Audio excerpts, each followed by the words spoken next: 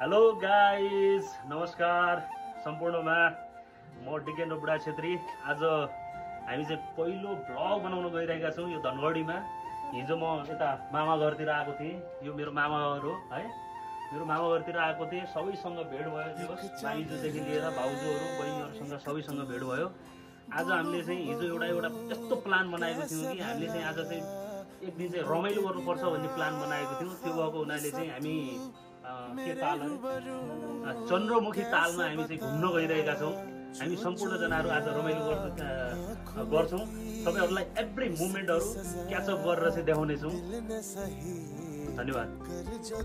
तपाईँ कतिको एक्साइटेड हुनुहुन्छ चन्द्रमुखी ताल हेर्न? आज पहिलो दिन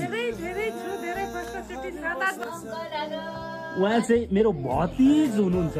मेरो भतिजसँग आज म घुम्न गइरहेको छु। उहाँ हुनुहुन्छ मेरो बहिनी रेखा ठकुल्ला, मेरो मामाको कान्छो छोरी। हामी घरबाट चाहिँ निस्किसकेका छौँ है, सबैजना यता। ल आऊ हिँड।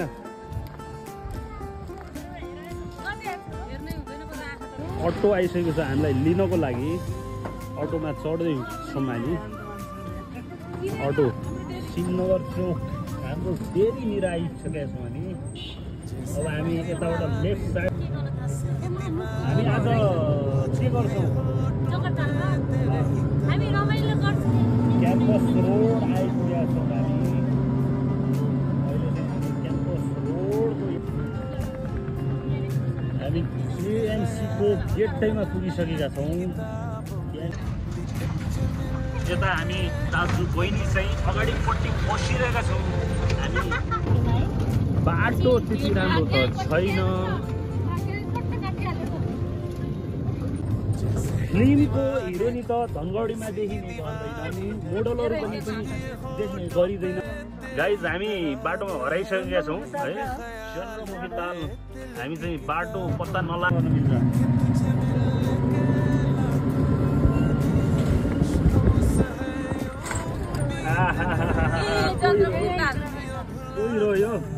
हामीले अटो भाडा त तिरेका छैनौँ रेखा अहिलेसम्म।